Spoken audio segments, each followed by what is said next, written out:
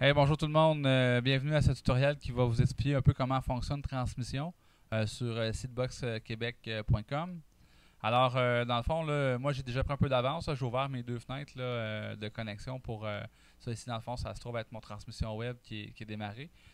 J'utilise principalement, moi j'aime bien Firefox, mais ça fonctionne là, avec n'importe quel autre web browser là-dessus là, pour bien parler québécois dans le fond. Alors ici, dans le fond, moi j'utilise aussi un tracker que j'aime bien, c'est Torrent 411. Euh, Ce que ça consiste à faire, c'est principalement la même chose que si vous partez un torrent normalement là, localement sur votre machine. Par contre, ce qu'on fait à ce moment-ci, c'est qu'on va le partir sur le serveur de votre seedbox qu'on vous fournit actuellement. Alors, moi je suis sur le tracker privé de Torrent 4.1. Alors, vous venez ici, vous téléchargez votre torrent. C'est vraiment important de l'enregistrer sur votre poste localement. Moi, je vous conseille de vous faire un sous-dossier là, pour les mettre tout au même endroit pour pouvoir vous référer facilement. Alors, on l'enregistre. Parce que si vous les écoutez, il peut les écouter dans le fond directement sur votre machine. C'est pas ça qu'on aimerait faire. Donc, il est localement sur ma machine. Ensuite, on fait juste ouvrir la page de transmission web interface. Vous venez ici sur le petit dossier avec la flèche verte vers le haut.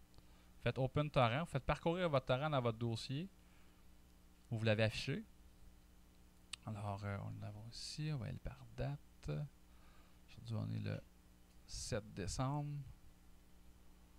Et vous faites Upload. À ce moment-ci, voyez-vous, le torrent débute.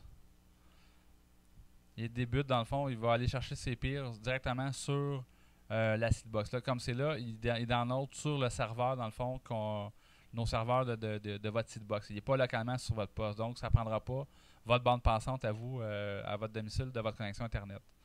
Alors, c'est ce qui complète le tutoriel. Je vais aussi peut-être vous montrer, si vous voulez, dans le fond, l'effacer ou l'enlever de votre liste. Moi, je vous conseille de le laisser là un petit peu pour que ça puisse monter votre ratio. Le ratio, dans le fond, c'est souvent les trackers privés ce qu'ils demandent. Ils demandent d'avoir un certain ratio pour pouvoir avoir toujours le téléchargement actif sur vos pages pour qu'il y ait toujours des personnes, dans le fond, que le torrent soit actif. Donc, voyez-vous, mon ratio, moi, il est de 2.4. 2.14, excusez-moi.